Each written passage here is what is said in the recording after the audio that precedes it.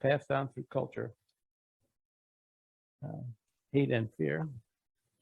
And now we have a message from Lisa Fuller, Widening the Circle of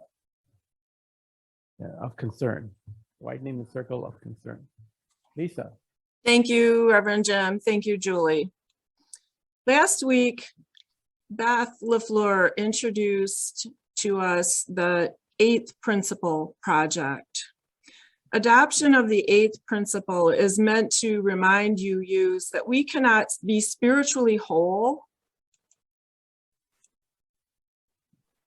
until we have successfully built diverse, multicultural, beloved communities with actions that dismantle racism and other oppressions in ourselves and in our institutions.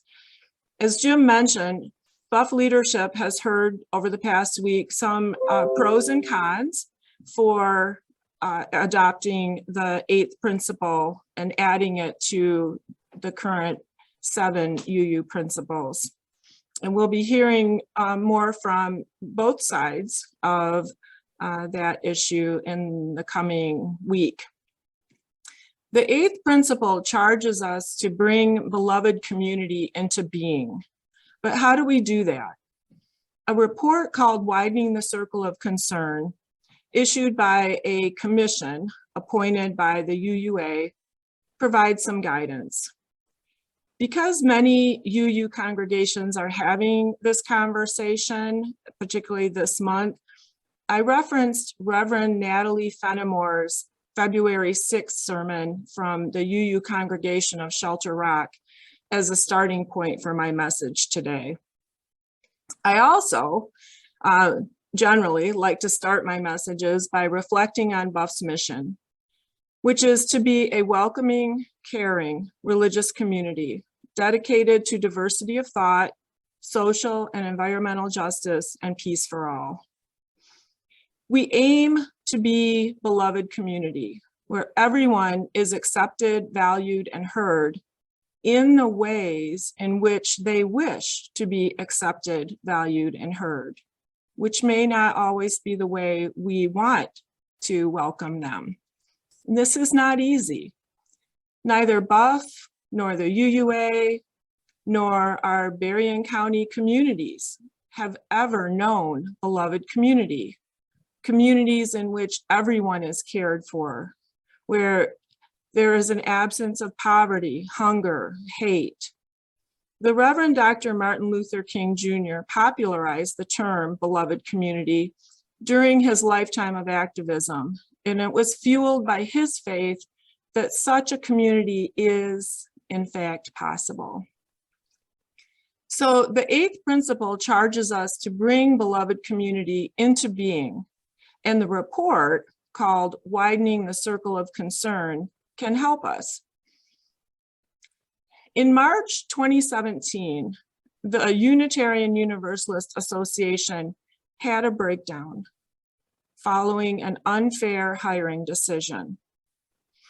The breakdown led to resignations never before experienced in the association, including the resignation of Reverend Peter Morales, the UUA president, and Harlan Limpert, the UUA Chief Operating Officer.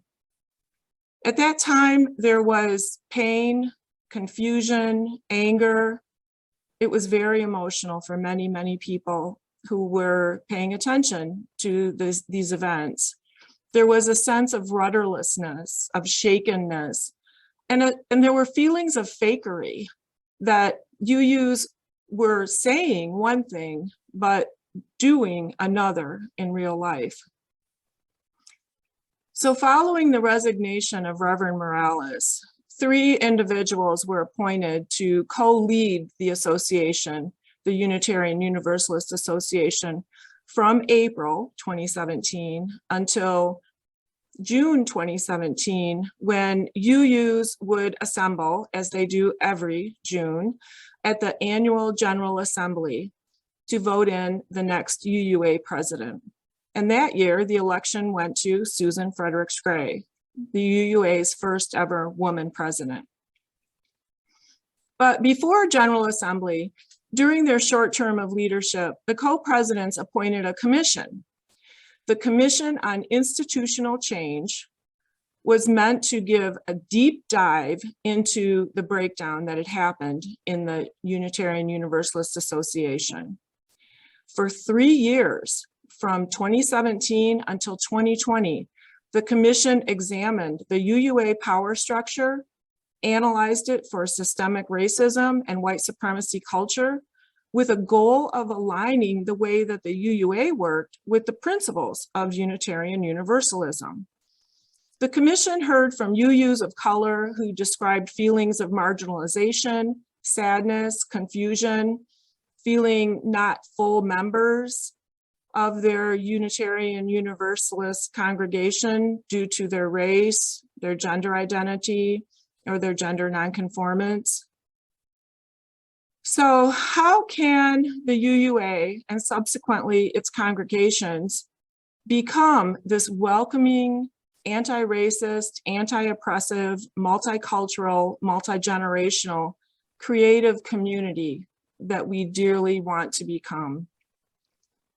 In 2020, the Commission on Institutional Change issued its report, Widening the Circle of Concern, along with its recommendations on how the UUA could embrace its commitment to being a transformational faith tradition, and how congregations could do the same. The Commission report is a roadmap for how BUUF and other congregations might aspire to live the proposed 8th principle. The UUA and Commission encourage all UUs to read the report. It's available at uua.org, because putting words on paper is meaningless if no one reads them and if they are not acted upon. Next week's service will look at what BUUF has done toward becoming a beloved community. And while we've done important work and made good progress, we are not yet in beloved community, and our circle could certainly be wider. So how do we widen the BUUF circle? Well, one, we can center around and lean toward prioritizing the perspectives of oppressed people in our services, in our RE lessons, and in conversations like we did today. We can hear stories from diverse UU communities, stories of UUs from diverse communities who have always been a part of Unitarian Universalism. For example, Joseph Jordan was born in 1842, a free man in Virginia, but still he experienced oppression during his lifetime as an African-American male. As a Baptist minister, Jordan preached that God would surely send his white oppressors to burn in hell. Then a friend gave Joseph a book, The Plain Guide to Universalism. And he read in that book the promise of God's salvation to all, the powerless and the powerful, the oppressed and their oppressors alike. Universalism says that everyone, no matter who they are or what they've done, is a child of God, worthy of salvation. So Jordan stopped preaching a message of vengeance and began preaching a message of respect and love. He left Virginia to study in Philadelphia with a Universalist minister at a Universalist church. And the people there treated him as a person, not a thing, as a fellow child of God, someone worthy of respect. The 7 members of the Universalist Ordaining Council found Joseph Jordan to have a clear and bright mind and gave him an unanimous recommendation for minister. On the 31st of March, 1889, Joseph Jordan officially became a Universalist minister, the first African-American to be ordained in the Universalist denomination.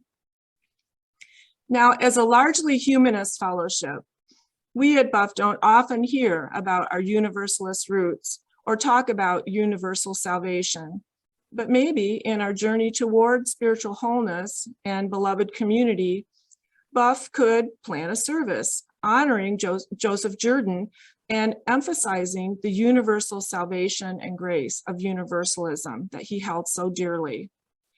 And if you want to learn more about our expansive UU family, I direct you to the online Dictionary of UU Biographies, which is a beautifully curated collection of biographies of amazing UUs in history. So as we talk of widening the circle, we must be in covenant together as we are right now. Every week we speak our great covenant to dwell together in peace, to seek the truth in love, and to help one another.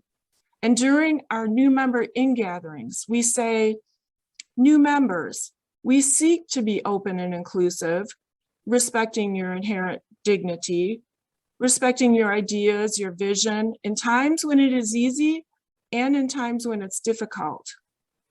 We seek to be supportive, and we ask that you recognize our humanity. We will not always live up to our ideals, and when we fall short, we invite you to stay in relationship with us and help us bring more fully alive the spirit of love. Unitarian Universalism can hold the people who are oppressed and those tired of being oppressors, and BUUF can be a place where no one stands alone, where we all stand side by side, drawing our circle wide.